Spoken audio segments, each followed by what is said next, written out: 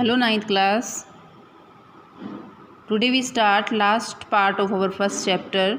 In previous video we discussed the effect of the how to change the state of the a substance by the change the temperature and by the change the pressure. Okay, ये अपने read कर चुके हैं पहले कि कोई भी substance है उसकी स्टेट को चेंज करने के लिए अपने उसके प्रेशर को और टेम्परेचर को चेंज करके इंक्रीज़ या डिक्रीज़ करके अपने उसकी स्टेट को चेंज कर सकते हैं। स्टेट चेंज करने से मतलब है कि सॉलिड है उसको लिक्विड में, लिक्विड से गैसेस में, गैसेस से वापस अगेन सॉलिड में चेंज कर सकते हैं। ओके, ये अपने प्रीवियस वीडियो में डिस्कस कर चुके हैं। इसके अलावा थोड़ा सा और अपने रीड करते हैं। देखिए, atmosphere is a unit of the measuring pressure exert by a gas. The unit pressure is the pascal, यानी कि कोई एक फिक्स एरिया के अंदर जो गैसेस है या कोई भी या एयर है उसका कितना प्रेशर है, उस प्रेशर को ही अपने क्या कहते हैं, एटमॉस्फेयर प्रेशर कहते हैं।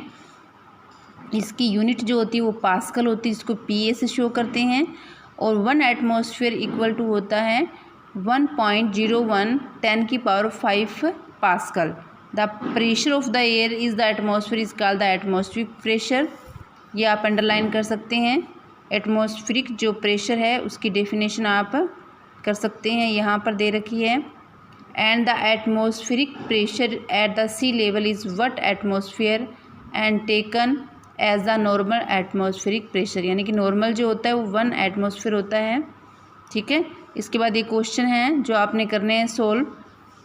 Convert the flowing temperature into the Celsius में चेंज करना है। ठीक है, तो ये पीछे आ चुका है, शायद आपके फर्स्ट पेज के लास्ट में देखना आप कि 0 डिग्री इक्वल टू होता है 273 केल्विन।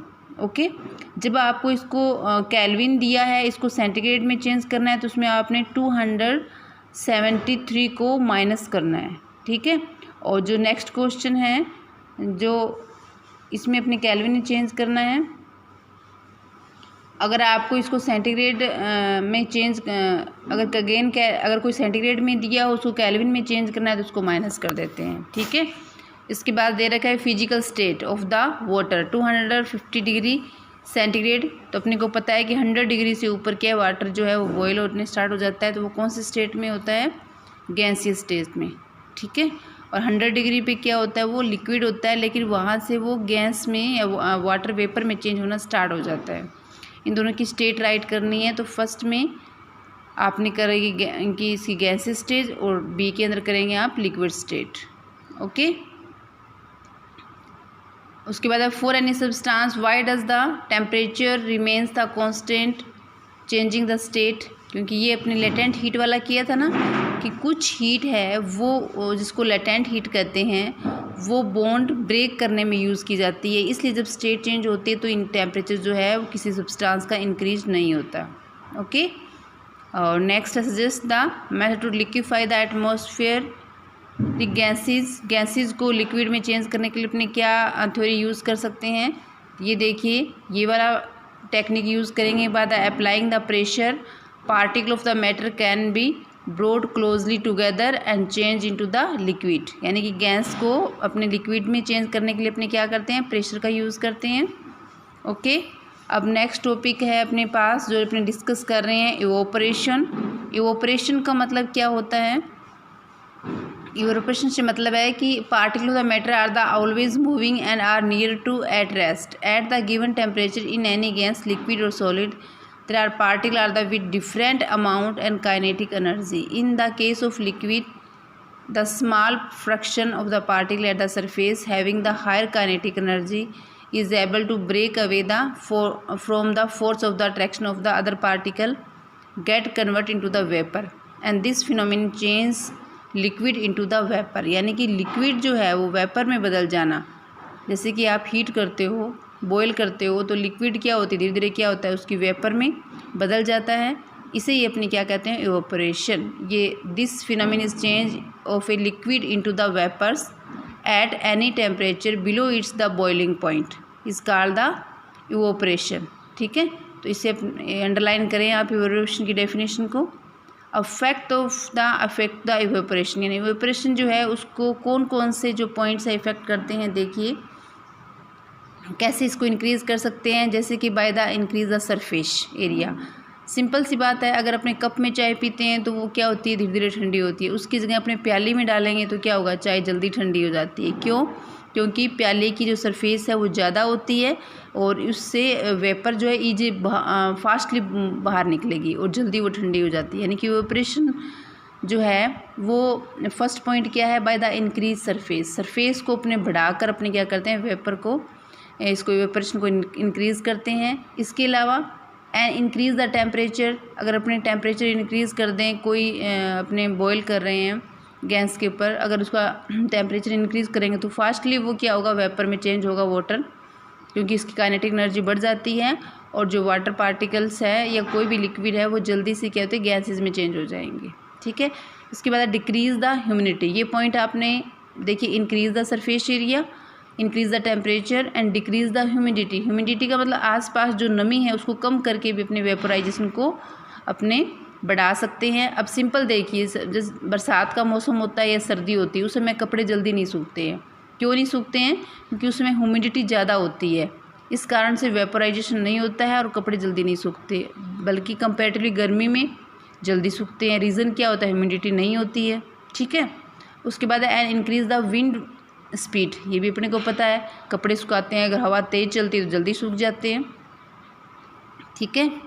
तो इस तरह से अपने यानी कि इवेपोरेशन को इफेक्ट करने वाले पॉइंट्स कौन कौन से होते हैं। फर्स्ट है अपने पास increase the temperature, increase the surface area, okay, और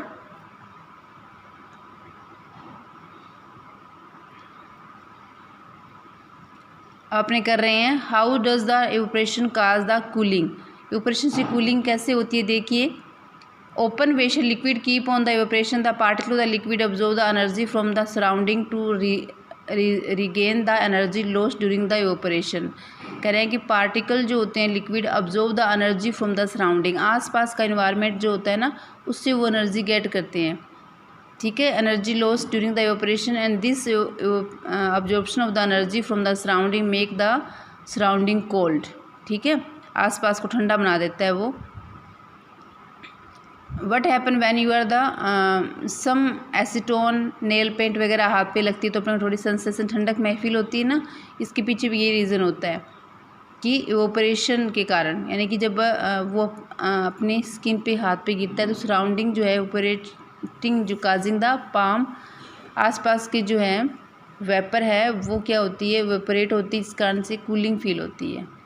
hot sunny day people spring the water और the roof of the open ground because a large latent heat of the evaporation of the water help to cool the hot surface. ठीक है। ये सब examples दे रखे हैं जिससे क्या है इवेपोरेशन की वजह से हमें कूलिंग फील होती है।